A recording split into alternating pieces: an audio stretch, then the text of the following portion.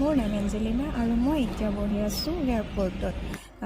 দিল্লী যিহেতু আহিছিলোঁ, ঘূৰিলোঁ, আগ্ৰা, তাজমহল, লালকিল্লা সকলোবোৰ চালোঁ আৰু এতিয়া মই ওলাইছোঁ ঘৰ যাবলৈ। আৰু ঘৰ যোৱাৰ মুহূৰ্তৰ সময়কণত মই বহুত আৱেগিক হৈ গ'লোঁ, যিহেতু মোৰ লগৰখিনি মই এৰি আহিছিলোঁ। আৰু সঁচাই মানে যেতিয়া ক'ৰবালৈ যোৱা হয়, যেতিয়া উভতাৰ সময় হয়, সেই উভতাৰ সময়কণ বহুত আৱেগিকতা হৈ পৰে, মনবিলাক কেনেকুৱা লাগে। আৰু এতিয়া মই মোৰ ফ্লাইট আছিলে 5:30 বজাত, কিন্তু অলৰেডি বহুতখিনি লেট হৈ গৈছিলে। আৰু লেট হোৱাৰ পাছত আমাৰ ফ্লাইট হৈ গৈছিলে 1.5 ঘণ্টা লেট।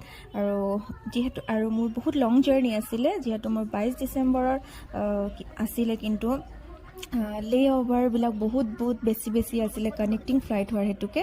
মোৰ ফাৰ্ষ্ট কানেক্টিং আছিলে বেংগলোৰ পৰা হায়দৰাবাদৰ পৰা গুৱাহাটী। আৰু এটা কথা জানেনে, বেংগলোৰত মোৰ 10 ঘণ্টা যে কেনেকৈ সময় পাৰ কৰিম সেইবোৰ ভাবি মানে মোৰ আৰু অলৰেডি আৰু গোটেই ৰাতিটো টোপনি ক্ষতি ন।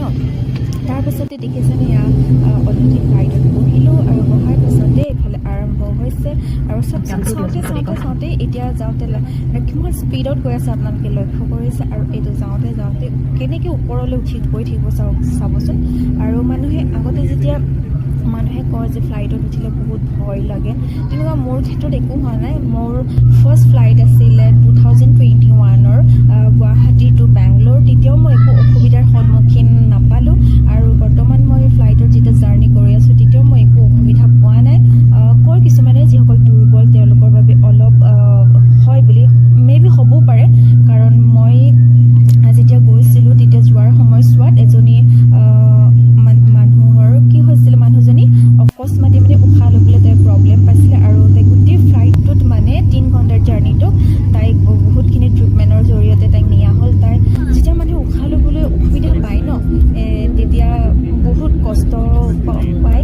আৰু সেই হেতুকে যদি কাৰোবাৰ তেনেকুৱা প্ৰব্লেম থাকে দুৰ্বল, তেওঁলোকে কাণত এনেকৈ কপাহ ভৰাই সেই চাউণ্ডবিলাকৰ পৰা যদি ৰখি দিব পাৰে, তেন্তে মেবি অলপ কিবা এটা সকাহ পায়। আৰু আহি মই বৰ্তমান বেংগলোৰ পাই গ'লোঁ।